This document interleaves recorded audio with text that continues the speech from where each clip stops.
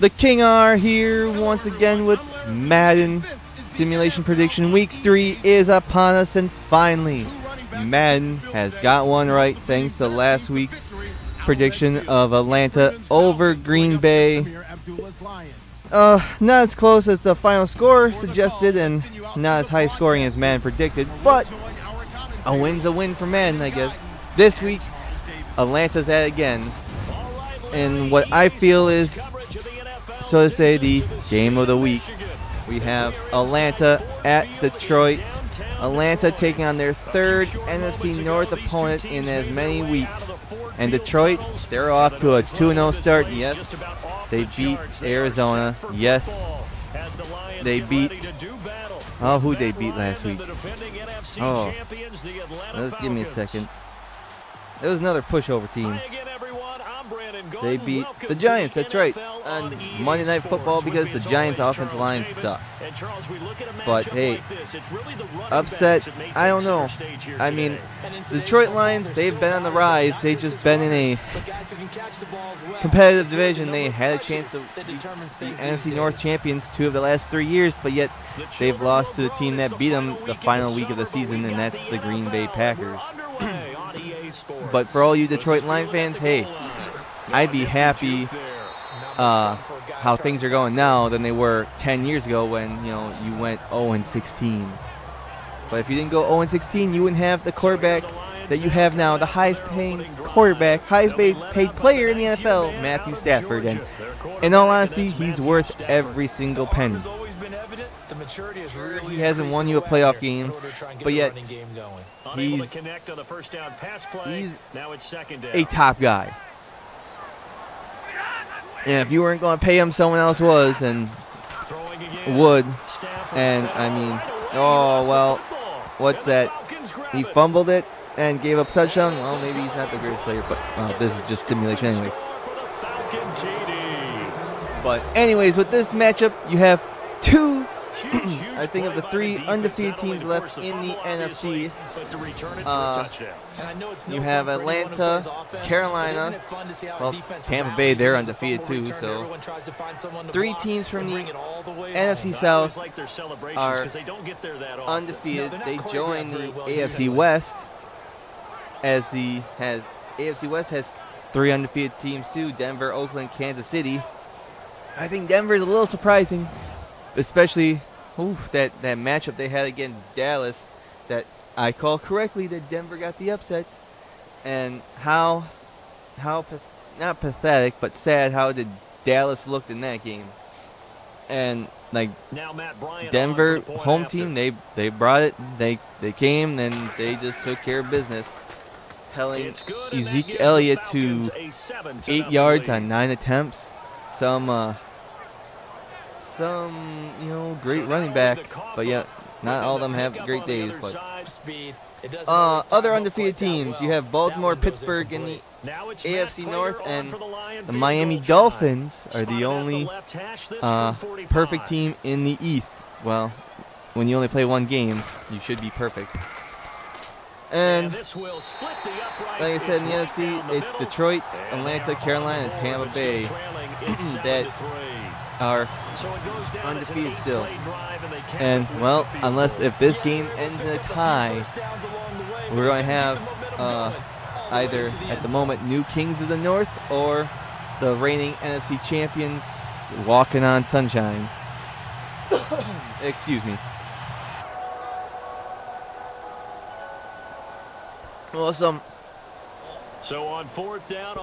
other NFL news that has happened this past week. Well, you got Roger Goodell closing in on a new extension for him, but Jerry Jones says otherwise. And it's like, I don't blame Jerry Jones saying, trying to hold off of giving Roger Goodell an extension, but it's going to happen. And then, well, mainly because of the whole Ezekiel Elliott suspension, this and that. But then you also have Demetrius Smith being reelected to a 3-year term as the NFL Players Association president. So here we go.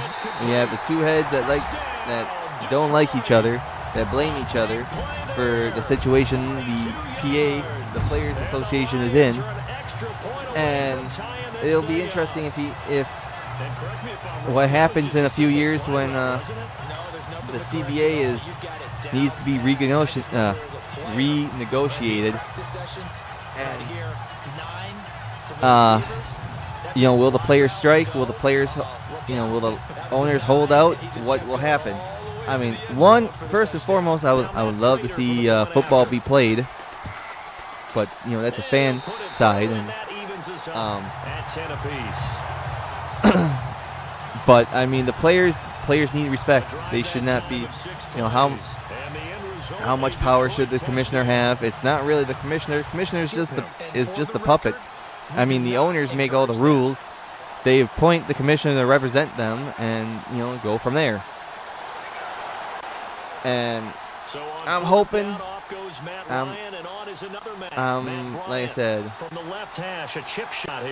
I'm hoping that we don't have stoppage in football, but this time around, I'm more on the player side. And a nice job defensively to rise up and make sure they didn't get in. I'm not sure where I'm going with this, but gotta be fair. Have to. Oh, never mind. I don't know where I'm going with all this, but I'm just hoping that there's still football when you. But it reminds me of another story. How you have two teams now in Los Angeles. Okay. The mayor of Los Angeles, he loves the Rams, but he doesn't like the Chargers. He kind of wished that the Chargers never moved to Los Angeles. Also, there's a restaurant in San Diego. For every time the Chargers lose, he'll give out free tacos. Well, you know what?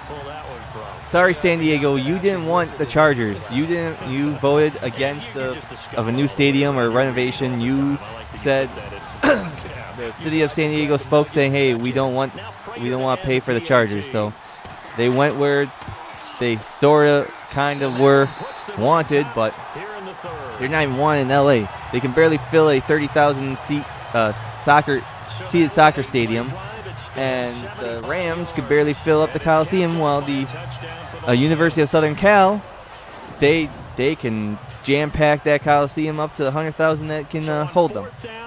But we'll see if when the new stadium is built, if that makes any difference. If the Chargers have that fan base in Los Angeles or not. And in his 15th season, he's able to get this one. Same thing with the Rams, if they'll come out in full. Apparently, it costs $100 to park at that soccer stadium, StubHub Stadium. And like, what? You're going to pay people $100 to sit in a 30,000 seat soccer stadium to watch two professional football teams play. It's like, no. I'm not going to spend $100 for parking. Screw that. And that's why, football kind of doesn't work in LA. Everything's inflated. But I semi-digress. Let's move on and take a look at some of the games that are coming up this week. I mean, we had Thursday Night Football, the LA Rams versus the San Francisco 49ers, and what looked to be a crappy Thursday night game as usual turned out to be a high-scoring thriller. So there's something for you. We have our first London game, Baltimore at Jacksonville, technically, but it's a 8:30 Central kickoff time in merry old England. I think the Browns and the Vikings play next week in London. I don't know. Miami and New Orleans, they play in London next week. I knew there was back-to-back London games. Denver at Buffalo. Pittsburgh at Chicago. Atlanta, Detroit. Cleveland, Indianapolis. Excuse me. Safety. Ooh, game's tied. Tampa Bay at Minnesota. Central rivals hook it up. Houston at New England, Miami at the New York Jets, the New York Giants at Philadelphia, New Orleans at Carolina, Seattle at Tennessee, Kansas City at Los Angeles Chargers, Cincinnati at Green Bay, Oakland, Washington Sunday night, and Dallas, Arizona Monday night. Hey, Dallas might actually win a game. So not some big games. I mean, Seattle, Tennessee, that could be a good one. This one right here, for obvious reasons, I picked it for my game of the week. Sorry for some of the glitches. Trying to work out on my capturing device. It's been acting up a little bit, but hey. It's all about quality over quantity. So, anyways, Denver, Buffalo could be a good one. Houston, New England. You never know. Maybe Houston comes into Foxborough and upsets the Patriots. Only time will tell. Giants, Philly, good NFC East matchup. Chargers, Kansas City. Speaking of Chargers, I always feel the Chargers are the best worst team. They just know how to lose. They should be just like the rest of the teams in the AFC West, but someone has to suck, and unfortunately it's them. But before it gets too far right now in my hands, let's go over my picks of the week, where I do my lock, my upset, and my thoughts on this game. Who's going to win? At the moment, I'm at even. I'm 3-3. The only game I got wrong last week was the Green Bay Atlanta, which to some degree I kind of thought Atlanta would win. I didn't think Green Bay would be devastated with injuries, but anyways, my lock of the week is Philadelphia over the New York Giants. The Giants just don't have an offensive line, and Odell Beckham and company. If they have no offensive line, who's Eli going to throw to? My upset of the week is Cleveland beating Indianapolis. Indianapolis is just horrible right now. Cleveland has a shot to win, so hey, let's give it to them. And then this game, since it's on the road, it's in a dome. Atlanta's not the same on the road. They struggled week 1 against Chicago. They took care of the Packers last week, but it's a combination of injury prone and being home. Not trying to take anything away from Atlanta. They're a different team on the road. Oh, excuse me. I apologize for all that, but I'm going with Detroit with the upset. What's this? We got 20 seconds left. Detroit has a chance to extend the lead, and it is no good. They have a 2-point lead with 17 seconds left in the game. Atlanta still has a shot, but they have no timeout. I really like Detroit in this game. It'll prove where they are on that marquee of eliteness, of powerhouses. If Detroit can knock off Atlanta, I mean, they'll be undefeated. They'll be one of the top teams in the NFC. But it's a long season. Detroit fans know that. Last few years, Detroit has started the season off red hot, undefeated, 1 loss, 2 losses here. But it seems like late in the season, they get hurt, they blow late leads, and they crumble like dry bread. So, I mean, this would be a huge step for them, tiebreaker and all that. So we'll see. 12, 11, 10. They got to hurry up and spike it. Oh, they spike it. 5 seconds left. So they'll get one last playoff. Wow. I really hate my caption device right now, how it's on the fritz. But see what I can do. But anyways, that's besides the point. Here we go. Last play of the game. 5 seconds. Atlanta. Ryan takes the snap, throws it up on the right side, short and well short. Game over. Detroit wins. So we'll see what happens Sunday. This is a noon game. So by 3 o'clock, 4 o'clock, we'll find out for sure. So anyways, Madden likes Detroit. I like Detroit with the upset.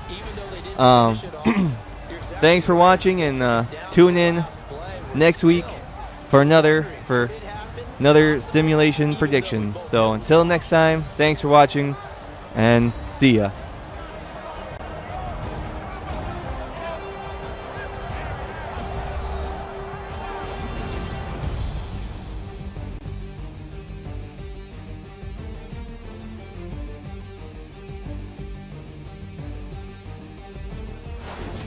That'll do it for us. For Charles Davis and all our hardworking crew, I'm Brandon Gaudin. You've been watching the NFL on EA Sports. For more, find us on Twitter at EA Madden NFL.